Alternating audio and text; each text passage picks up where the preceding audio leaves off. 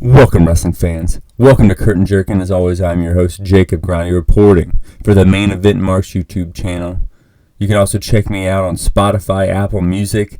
Thanks for listening to me. Like and share. Let me know what you think of every show. First and foremost, rest in peace, Iron Sheik. True legend of the game. Olympic wrestler in the 70s, famous pro wrestler in the 80s, rocky 90s, but kind of got himself together there, the last, 15 years because of social media, believe it or not. He was also a famous Howard Stern show regular. I mean, amazing life. You lived it to the fullest. God bless you. Rest in peace.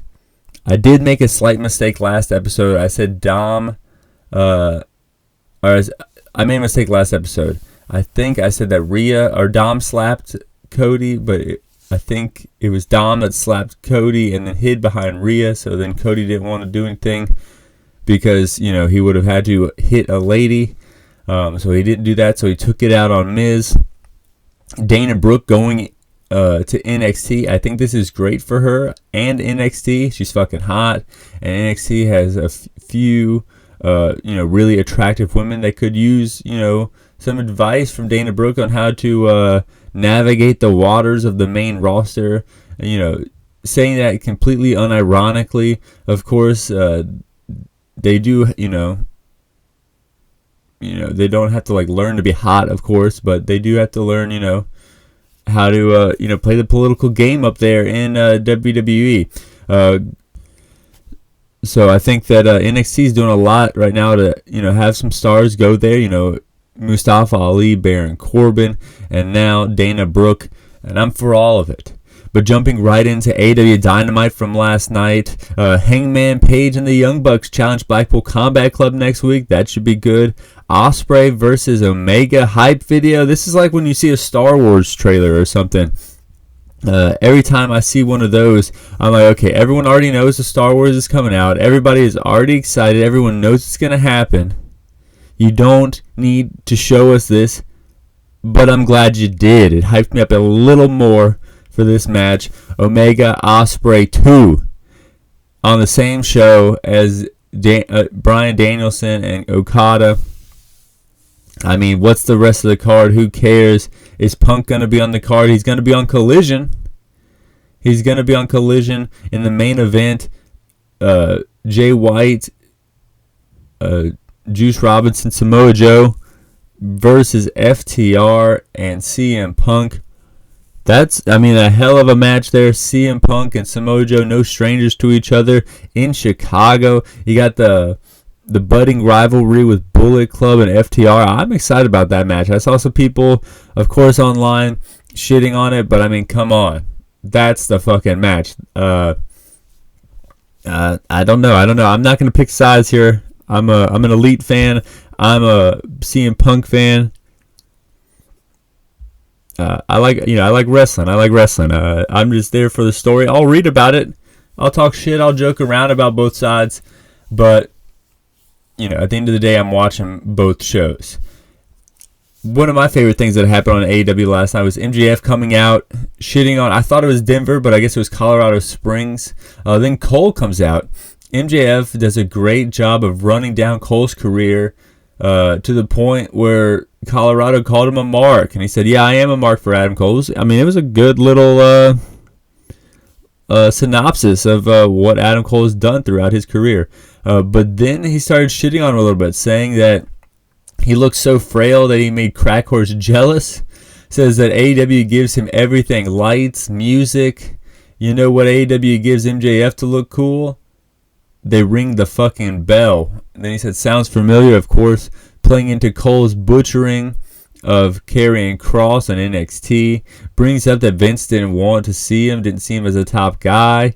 Then Cole gets the mic and says, your fiance left you and you can't hold a relationship if your life depended on it. And he's world class, a world class douchebag. Says, how about we both piss in cups and see which one's natural and who's not. Going back and forth, this is ridiculous. No one in the back respects you, he said. You do the bare minimum to collect the paycheck and was around, and walk around with that world title. And then MJF gets the mic again and says, that's a lot of tough talk coming from Keith Lee's manager, bringing up, the rumor that Vince McMahon had the idea of having Adam Cole be Keith Lee's manager while they both came up to the main roster. Cole calls him a coward and seemingly egging him on, saying, I bet I'm better than you, and they, pointing at the crowd, know it. MJF gets pissed at that point and says, I will beat your ass. Just kind of breaks this chicken shit heel thing and just is upset at this point. So the egging on worked. Cole says, look at, we've got ourselves a match here. And then boom. I think that was the segment of the night. And I think this is going to be a good match. Is this going to be on Forbidden Door? Is this going to be in Wembley? Is this going to be a big match on TV? I don't know. There's so much to promote. I wouldn't be surprised with, Adam Cole. They just play it out on Fight Forever. This is all a big promotion for the video game. We'll have to see what show it lands on, but I think this is going to be a good match because they're going to hype it up well. This build is going to be crazy. This is like arguably the two best talkers in the industry right now going up against each other. And then there was kind of a big womp moment when they go to the back. Hardys make Ethan Page apologize to Isaiah Cassidy. Like this rivalry is kind of dull. It doesn't even look like Jeff Hardy, the biggest star in this little storyline, wants to even be on camera right now. But they're going to pretty much turn Ethan Page into a good guy. They're not going to make his life miserable. They're going to try to show him, his mistakes. Christian Cage cutting a promo, uncrowned TNT champion, mad at Arn Anderson for getting involved in the ladder match, and then Luchasaurus jumped Brock Anderson looking for revenge, and that's what happened there. Toni Storm puts her title on the line next week. She's hot, but she does not cut very good promos. I think we know that by now. We'll see what goes down. And we got all 6 matches from worst to first ranked from AEW Dynamite tonight. Takeshita versus Damon Ace, a man who holds gold in Rocky Mountain Pro Wrestling, but Takeshita beats him handedly. Don Callis gets booed out the building while he's cutting a promo in Colorado. Number 5 out of 6. Chris Statlander versus Anna Jay. Daddy Magic gets the distraction, but Anna Jay could not get the upper hand from it. Not fooling the champ here. Taya Valkyrie we're watching from backstage. Discus Lariat. Daddy Magic on the apron. Anna Jay able to lock in the Queen Slayer, but Chris Statlander powers out, hits the tombstone. 1, 2, 3. Champ retains. Number 4, Blackpool Combat Club versus Chaos. And I say Chaos, but I really mean Best Friends and Rocky Romero. Chuck throws a chair, and Rocky dives at Mox to kick things off, starting off hot, starting off early before the bell. Chops start flying. Best Friends with the upper hand. Got to give the people what they want. Storm 0 from Mox. 1, 2. Trent breaks it up. Rocky goes after the arm. Mox turns into a choke. And then Wheeler Yuta just hammers down on Chuck Taylor while Rocky's getting choked out. He has to tap out. And then we have the podium. The best 3 matches of AEW Dynamite from this week. Number 3, Jungle Hook and Ingobernables. I was torn. I really didn't know where to put Blackpool Combat Club match and this match, but I did this match because I was so surprised. I didn't think much of this match, but it was such a spectacle, and it was fun. Hook with a chain. Vance are bleeding everywhere. Preston Vance just a bucket of blood anywhere he would walk.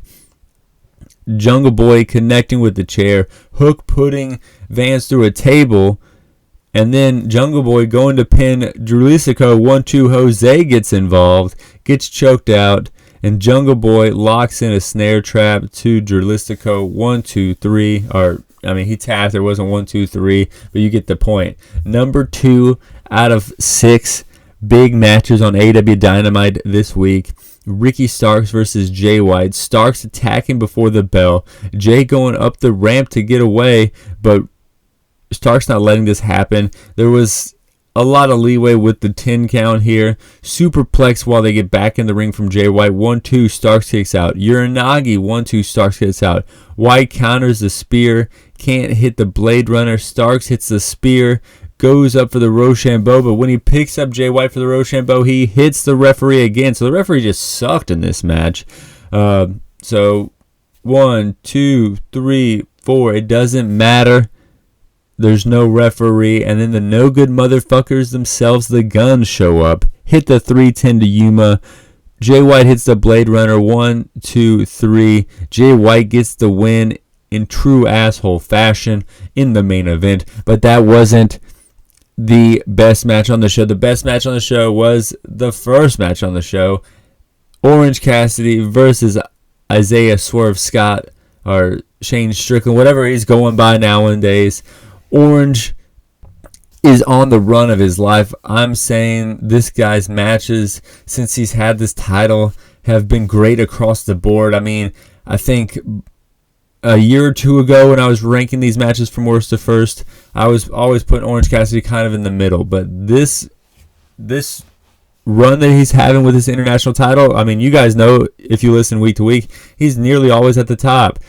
Chain wrestling early. Cassidy gets Swerve to go to the floor, but the floor seems to be Swerve's house because he gets the advantage. Back in the ring, Cassidy with the DDT. 1, 2, no. DDT from the apron off the steps onto the floor, and then back in the ring, he hits a DDT again. 1, 2, no. Dives for like a suicide DDT. Swerve catches him. Of course, he knows a DDT's coming at that point. Hits a superplex on the outside. Diving footstomping off the top. 1, 2. Cassidy kicks out. Roll up back and forth. No man can get the upper hand. 1, 2, 3. Cassidy steals one. And then the Mogul Embassy come out. Jump the international champion. Lights go out for a very long time. Lights come back on. Sting and Darby have chased the Mogul Embassy away on the top of the ramp. Good match. Great opener. Cool to see Sting. This is a fun Dynamite. I really enjoyed it. I enjoyed Dana Brooke going to NXT. Saddened, humbled by Iron Sheik's passing. But I do have to say I love pro wrestling, and these last few days have reminded me of that. I'm excited about the Bloodline storyline on SmackDown. We're going to have to see where that goes. Rampage was good last week. I want to see what happens with Rampage this weekend. There's probably like a UFC. NBA finals are going on. NHL finals are going on. This is a great time to be alive. A great time to be a wrestling fan, as they say. Fly high. I'm out.